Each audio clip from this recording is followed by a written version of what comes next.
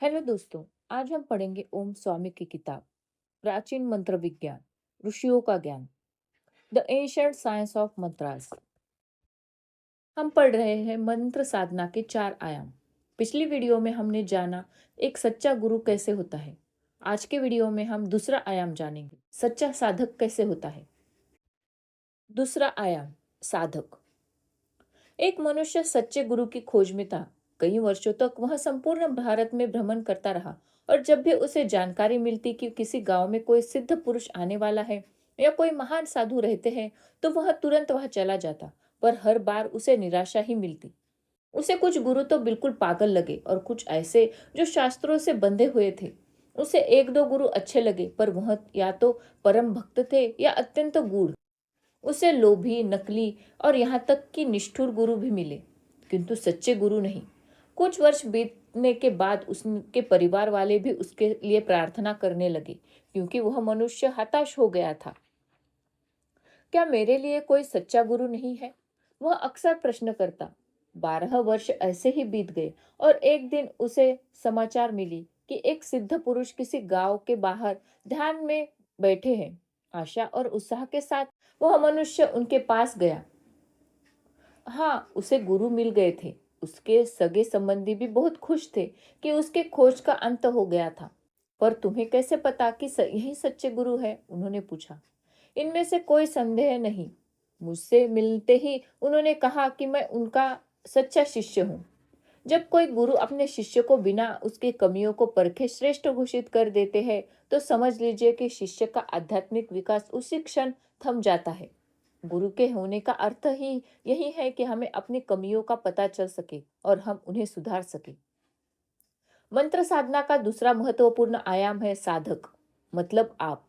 जैसे संगीतकार के बिना संगीत संभव नहीं, आपके बिना साधना संभव नहीं।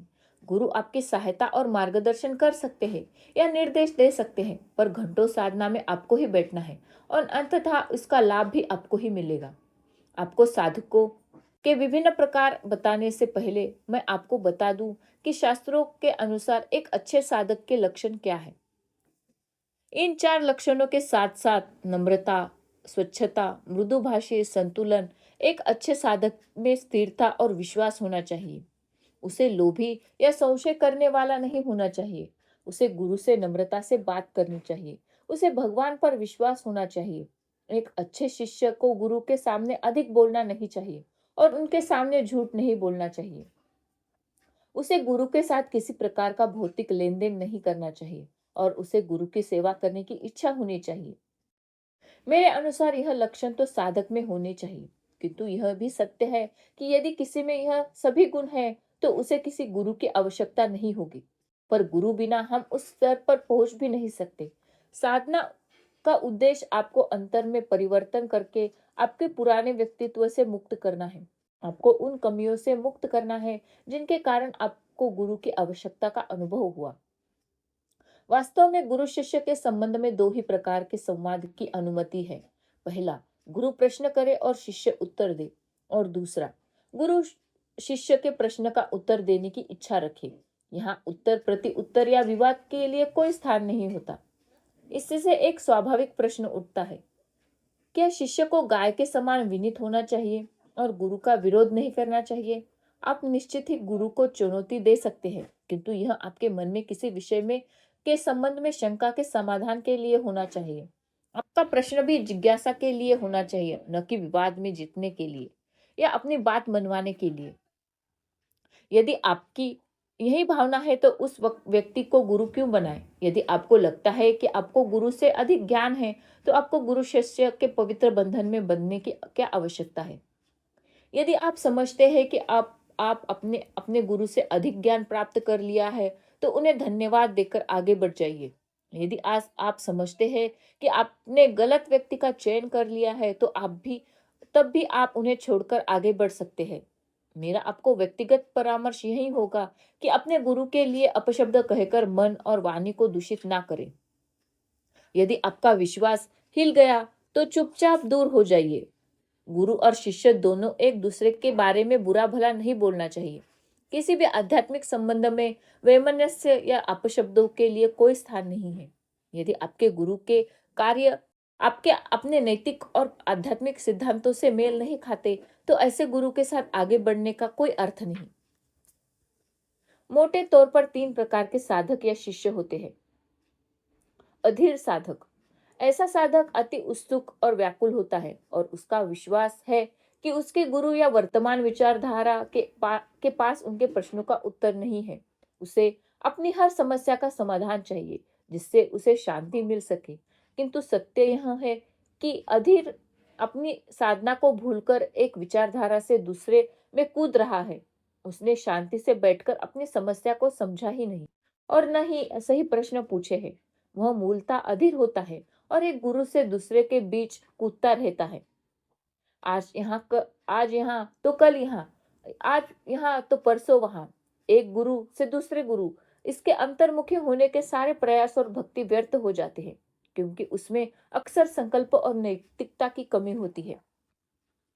ऐसे साधक उनके हर समस्या का सरल समाधान चाहिए। जब वह नए गुरु के सामीप्य में आते हैं तो उन्हें अच्छा लगता है, उन्हें शांति और सांत्वना मिलती है। यह निष्ठा की ऐसी अवधि होती है जिसमें सब कुछ आकर्षक और उज्जवल दिखता है, परंतु यह तुरंत ही धूमिल हो जाता है और सब कुछ पहले जैसा लगने लगता है। उसकी अधीरता और इच्छाएं उस पर हावी हो जाती है और वह दोबारा अपनी समस्या के कोई अन्य समाधान की खोज में निकल पड़ता है। अधीर साधक को परमानंद का अनुभव के अवसर मिलना न मिलने के बराबर होते हैं। मुक्ति का तो प्रश्न ही नहीं उठता। उसके लिए यह सब तभी संभव है जब तक वह अपनी जीवन शैली, सोच, व्यवहार और विश्वास से में सकारात्मक परिवर्तन नहीं करता। खोखले कथन, अहंकार, अनियंत्रित क्रोध, कामुक या अधीर मन अधीर साधक के लक्षण है। वह तो बिना कोई त्याग के ही परिवर्तन की इच्छा रखता है। दूसरा, बंदी साधक। बंदी साधक अधीर साधकों से अधिक स्थिर होता है। उसकी स्थिरता का कारण यही नहीं कि बंदी साधक अधिक निष्ठ होता है, पर यह है कि उसे ज्ञान संबंधी कार्यों, बौद्धिक अनुसंधान या आध्यात्मिक विजय की कोई परवाह नहीं होती। इस प्रकार के साधक को बंदी इसलिए नहीं कहते क्योंकि वह किसी और की मान्यताओं के अधीन है। बंदी साधक अक्सर सब कुछ गुरु पर छोड़ देता है। साधना करने के बजाय इसका विश्वास है कि सिद्ध से दीक्षा मिलने के कारण सब कुछ अपने आप ही ठीक हो जाएगा। यही सबसे बड़ी भ्रांति है।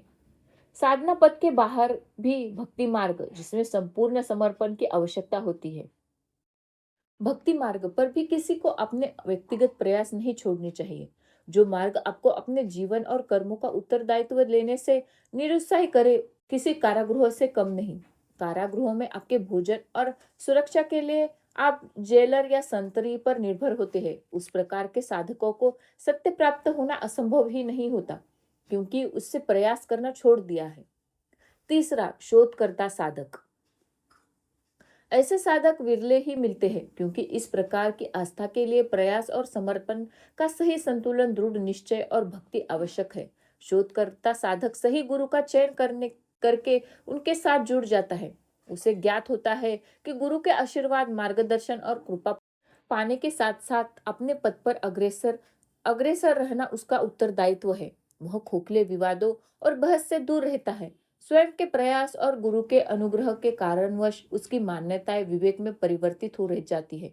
जब तक कोई मनुष्य मैं मानता हूं कि ऐसे कहता है, उसका अर्थ है उसने अब तक अपने सत्य का खोज नहीं किया है। किसी पालतू जानवर की स्वतंत्रता उसके मालिक पर निर्भर होती है। सत्य जान लेने के बाद मैं जानता हूं में परिवर्तन हो जाता है। जो भी हमें किसी और से मिले वह ज्ञान नहीं होता, वह तो केवल जानकारी होती है। जब हम उस जानकारी का उपयोग करके अपने अनुभव के बल पर किसी निष्कर्ष पर तक पहुंचते हैं, तो वह ज्ञान कहलाता है। यदि आप रोगी है तो औषधि आपको लेनी होगी। आपके पास विश्व का सबसे सर्वश्रेष्ठ डॉक्टर क्यों न हो, रोगी को ही उपचार लेना पड़ता है और जीवन शैली में परिवर्तन करने पड़ते हैं। आपको न कि डॉक्टर को चिकित्सक की आवश्यकता होती है। यदि शिष्य साधना के पद पर निष्ठापूर्वक नहीं चलेगा, तो भगवान भी गुरु के रूप में उसका भला नहीं कर सकते। किंतु धैर्यवान, जागरूक और मेहनती साधक को गुरु के बिना भी सिद्धि प्राप्त हो सकती है। आयाम 3, साधन। मैं बद्रीनाथ में 12,000 फुट की ऊंचाई पर स्थित एक गुफा में रहता था। एक दिन एक 23 वर्षीय युवक मेरे पास आया। क्या मैं उस गुफा में ध्यान कर सकता हूँ? उसने कुछ 100 मीटर की दूरी पर एक गुफा की ओर संकेत करते हुए पूछा। मैंने उससे कहा कि वह गुफा साधना के लिए उपयुक्त नहीं है, क्योंकि वर्षा होने पर उसमें पानी भर जाता है और लगभग रोज ही ऐसा होता है। तुम्हारे कपड़े, किराने का सामान, चूल्हा, बिछौना और सब कुछ गीला हो जाएगा। मुझे उसकी चिंता नहीं, क्योंकि मेरे पास ऐसा कोई सामान नहीं होगा। ओह, मैंने अचंभित होकर कहा, मुझे पता नहीं था कि तुम यहाँ केवल एक दिन के लिए रहोगे। ऐसा नहीं है, वह उत्साहपूर्वक बोला। जब तक मुझे समाधि प्राप्त नहीं होती, मैं वहीं रहूंगा। इसके लिए मुझे बुद्ध की तरह 6 वर्ष क्यों न लग जाए। तुम अपने भोजन और अन्य आवश्यकताओं को कैसे पूरा करोगे? भगवान सब कुछ देख लेंगे। मैंने हंसते हुए उसकी सफलता के लिए शुभकामनाएं दी, क्योंकि उसने निर्णय कर लिया था और मैं बहुत पहले से ही समझ गया था कि अनपेक्षित परामर्श देना व्यर्थ है। उसने मुझसे कहा कि वह दोपहर से ही ध्यान में बैठ जाने जाएगा। मैंने उसे एक कंबल दिया, पर उसने यह कहते हुए उसे अस्वीकार कर दिया कि उसने जैकेट और थर्मल पहने हैं, इसलिए उसे कंबल की आवश्यकता नहीं होगी। मैंने उससे कहा कि यदि किसी चीज की आवश्यकता हो तो वह मुझसे बेझिझक मांग सकता है। मेरे विचार से वह गुफा में सोने योग्य नहीं है। मैंने उसे दोबारा सचेत किया, पर मैं तो सोऊंगा ही नहीं, मैं तो ध्यान ही करूंगा। शाम को जब मैं ध्यान करने बैठा तो मुझे उसकी बहुत चिंता हो रही थी। क्या उसने कुछ खाया होगा? कहीं उसे ठंड तो नहीं लग रही होगी? उस गुफा की जमीन हमेशा गीली रहती है। मैं अपनी साधना के बीच में ही छोड़कर उसे देखने जाने वाला था, पर साधना के नियमों को भंग करने की मेरी इच्छा नहीं हुई और मैं रुक गया। अगले दिन सुबह मैं 2 बिस्कुट के पैकेट और एक कंबल लेकर उसकी गुफा में गया, किंतु वह युवक वहां नहीं था। 1 माह के बाद वह दोबारा मेरे पास आया और उसने कहा कि उस दिन वह गुफा में केवल 20 मिनट के लिए ही बैठ पाया और उसके बाद वापस चला गया।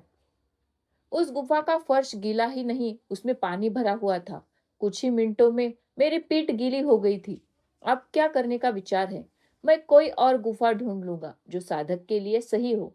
वहां पर रहने के लिए तुम क्या व्यवस्था करोगे? मैंने अपना वही पुराना प्रश्न दोहराया, पर मुझे वही उत्तर मिला, भगवान सब कुछ देख लेंगे।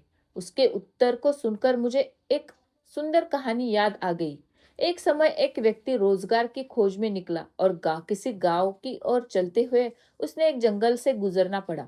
वह राह भटक गया और इधर उधर घूमते हुए उसे एक बड़ा बरगद का वृक्ष दिखा। उसकी जड़ें नीचे तक लटकी रही थी और उसकी छाया बहुत ही विस्तृत थी। वृक्ष के नीचे एक लोमड़ी बैठी थी। उसे देखकर वह डर गया, पर जैसे ही उसने देखा कि लोमड़ी बूढ़ी और लंगड़ी है, वह चिंता मुक्त हो गया। वह व्यक्ति वृक्ष की छाया में एक तरफ बैठ गया। थोड़ी देर बाद जो हुआ उसे देखकर वह अचंभित रह गया। उसने देखा कि वृक्ष पर बैठे कुछ पक्षी मांस के टुकड़े नीचे फेंक रहे थे और वह लोमड़ी उन्हें खा जाती थी। लोमड़ी की जीविका ऐसे ही चल रही थी। उस व्यक्ति को लगा कि उसे कुछ भी करने की आवश्यकता नहीं है। वह भी लोमड़ी के तरह ही एक जगह बैठ रह सकता है और भगवान उसकी देखभाल कर लेंगे। वह किसी तरह जंगल से निकला और एक गांव के बाहर एक वृक्ष के नीचे बैठ गया। उसने भगवान पर सब कुछ समर्पित करने का निश्चय किया और प्रण ले लिया कि वह वही ग्रहण करेगा जो लोग उसे देंगे। कई दिन बीत गए, पर किसी ने उसे कुछ नहीं दिया। वह बहुत भूखा था और वह मूर्छित होने वाला था। उसका विश्वास हिल गया और विचार करने लगा कि भगवान इस प्रकार पक्षपात कैसे कर सकते हैं। उन्होंने लोमड़ी को तो ध्यान रखा, पर उसका नहीं। जब वह अपने ही विचारों में खोया हुआ था तो उसने एक सन्यासी को वहां से गुजरते देखा। कमजोरी की हालत में उसने सन्यासी को आवाज दी और उन्हें अपनी कहानी बताई। उसने सन्यासी से वही प्रश्न किया जो उसे सता रहा था। सन्यासी हंस पड़े और बोले, तुमसे लोमड़ी बनने के लिए किसने कहा? क्या तुम विकलांग हो? तुम्हें तो वह पक्षी होना चाहिए जो अपने लिए काम करे और अपने पर निर्भर होने वाले जीवों का भी काम करे। कहने का तात्पर्य यह है कि मैं ऐसे अनेक साधकों से मिलता हूँ जो संन्यास लेकर साधना करना चाहते हैं, पर उस कहानी की लोमड़ी बनकर जीना चाहते हैं। आप किसी आश्रम में ठीक तरह से साधना नहीं कर सकते, क्योंकि सामाजिक मेलजोल साधक की साधना में अवरोध बन जाता है।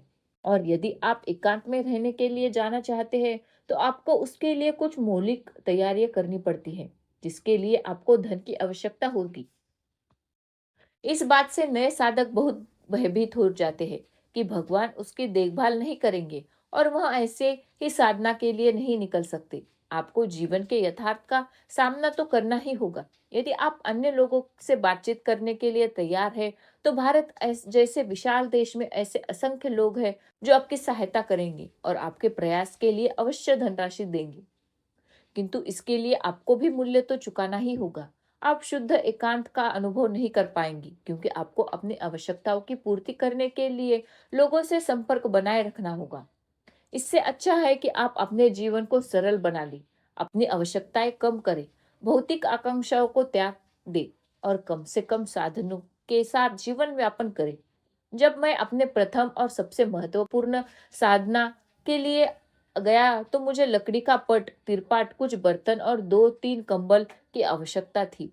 जिस मनुष्य ने मुझे चट्टान के नीचे तिरपाल लगाकर दिया, जिसके कारण उस ऊपर से मेरे सर पर पानी न गिरे, उसने उसी ने गुफा के 3 तरफ बड़े पत्थर रखे और गुफा के लिए एक दरवाजा बनाया। इन सब के लिए उसने मुझसे 15,000 रुपए लिए।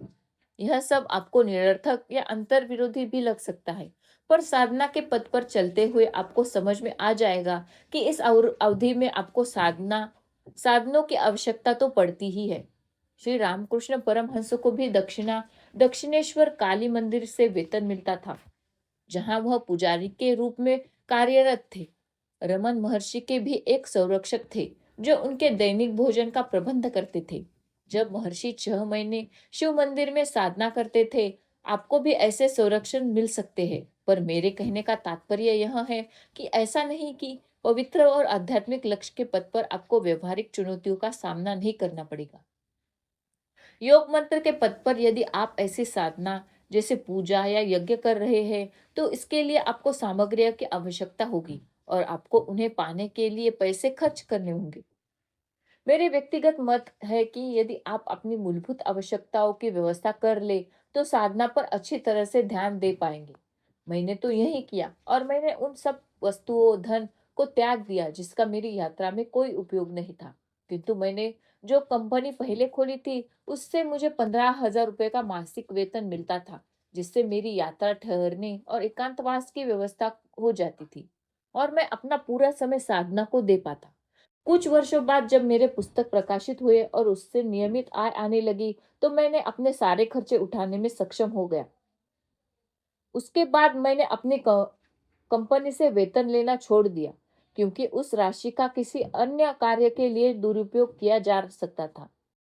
अर्थात मैं यह नहीं कह रहा हूँ कि आप पैसे जमा करके खजाने में रखिए, पर मेरा कहना है कि साधना के पथ पर साधन के विषय में प्रश्न उठेंगे। हम निश्चित ही बुद्ध या महावीर के काल में जीवित नहीं है। यदि आप संपूर्ण एकांत चाहते हैं, तो आपको अपनी व्यवस्था स्वयं करनी पड़ेगी। बिना किसी आधार के साधना करना असंभव है। साधन से मेरा तात्पर्य यह नहीं कि आपको बहुत अधिक आर्थिक पूंजी की आवश्यकता होगी। साधना का आरंभ तो आप अपने घर पर ही कर सकते हैं। जैसे जैसे आप प्रगति करेंगे, आपकी परिस्थितियां ऐसी होनी चाहिए जिससे आप साधना के लिए प्रतिवर्ष 1-2 बार, 1 सप्ताह, 10 दिन या 1 माह के लिए घर से बाहर रह सके और उस अवधि में केवल गहन साधना ही करेंगे। नियमित प्रगति के साथ आपको ऐसे स्थान की आवश्यकता होगी जहां गहन मौन और एकांतवास संभव हो। तीव्र अभ्यास के बिना आपको अच्छे परिणाम नहीं मिलेंगे। मैं जानता हूं कि अनेक साधकों को साधनों और धन के विषय में मेरी व्यवहारिक बातें इतनी आध्यात्मिक नहीं लगती, पर आपको सत्य बताना और आपका सही मार्गदर्शन करना मेरा कर्तव्य है। कई साधकों ने मुझसे कहा कि काश उन्हें यह बातें पहले से पता होती। इन बातों से साधना के प्रति आपका आकर्षण कुछ कम क्यों न हो जाए, या आपको लगता कि मुझे ईश्वरीय विषयों का ज्ञान नहीं है, तो भी ठीक है। कुछ लोगों को ऐसा भी लग सकता है कि यह पुस्तक कोई आध्यात्मिक ग्रंथ नहीं है या कोई संत या सिद्ध पुरुष ऐसी बातें नहीं करते। किंतु मेरे लिए सत्य इन सब भावनाओं और धारणाओं से कई अधिक महत्वपूर्ण है।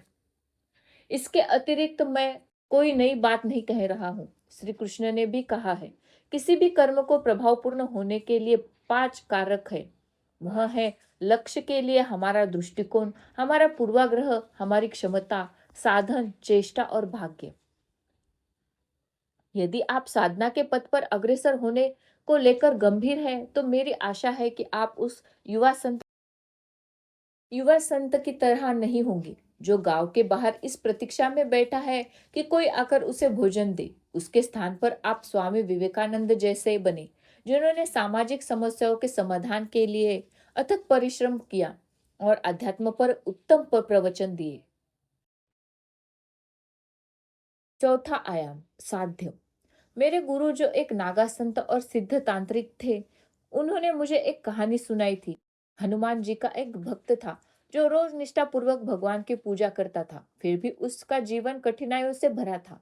कभी कभी उसे लगता कि हनुमान जी उसकी प्रार्थना नहीं सुन रहे हैं, क्योंकि अनेक भक्तों की तरह वह भी मानता था कि प्रार्थना करना ही जीवन की समस्याओं का समाधान है। 10 10 वर्ष तक ऐसा ही चलता रहा और एक दिन उसने कुछ अलग करने का निश्चय किया। हनुमान से कुछ नहीं होगा, वह अपने आप से बोला। वह तो स्वयं प्रभु राम के भक्त है। मुझे तो कोई और शक्तिशाली भगवान चाहिए। मुझे श्री कृष्ण के पास जाना चाहिए। वह अपने भक्तों का अच्छी तरह से ध्यान रखते हैं। आप स्वयं ही देख लीजिए, वृंदावन में कितने हजारों भक्त आते हैं और खुश होकर वापस जाते हैं। मैं आपसे बहुत क्रोधित हूँ हनुमान। मैंने आपके ऊपर मेरे जीवन के 10 वर्ष व्यर्थ कर दी। ऐसा सोचकर वह बाजार से श्री कृष्ण की सुंदर सी मूर्ति ले आया। उसने अपने घर के हनुमान जी की मूर्ति को हटाकर मंदिर के ऊपर बिना बनी एक अटारी में ही रख दिया। उसने पूजा घर में श्री कृष्ण की मूर्ति स्थापित करके दीप और अगरबत्ती जलाई। तभी उसने देखा कि अगरबत्ती का धुआं ऊपर अटारी की तरफ ही जा रहा था। यह सोच में पड़ गया, हनुमान अभी भी मेरे चढ़ावे को ग्रहण कर रहे हैं, तो यह तो बहुत गलत बात है। एक कुर्सी पर चढ़कर उसने अटारी से हनुमान की मूर्ति उठाई और उसकी नाक को रुई से बंधे करने का प्रयास किया। जब अब आपको मेरा कोई चढ़ावा नहीं मिलेगा, वह क्रोधित होकर बोला। अगले ही क्षण साक्षात हनुमान जी उसके सामने प्रकट हो गए।